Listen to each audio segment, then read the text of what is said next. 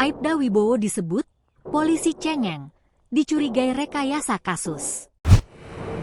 Ex-Kabareskrim Polri Komjen Purnawirawan Susno Duadji ikut menyoroti kasus guru honorer yang dilaporkan karena dituduh aniaya anak polisi dan menaruh kecurigaan adanya rekayasa pada kasus tersebut.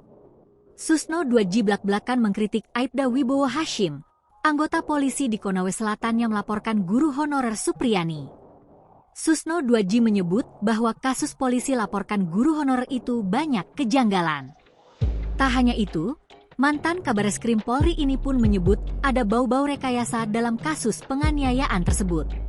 Susno Duadji bahkan menyebut Aibda Wibowo sebagai polisi cengeng asal main lapor. Yang cengeng anaknya baru dicubit gitu aja, kalau benar. Tapi, ternyata tidak benar. Katanya seperti dikutip dari Nusantara TV yang tayang pada Jumat, 25 Oktober 2024. Susno melanjutkan jika Supriyani terbukti melakukan pemukulan, sebenarnya Supriyani tidak bisa dituntut karena ia dilindungi oleh hukum. Ia menyebut ada peraturan yang membuat seorang guru kebal hukum ketika memukul anak didiknya. Nah, kita perlu bandingkan dengan era saya waktu jadi murid. Digebuk pakai kayu enggak apa-apa.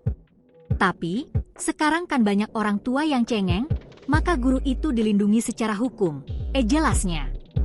Susno pun menyindir agar para penegak hukum untuk belajar kembali soal hukum. Anda itu penegak hukum, ada aturan untuk guru itu. Ada jurisprudensi untuk Mahkamah Agung, ada peraturan pemerintah tahun 2004. Tidak boleh begitu, pungkasnya.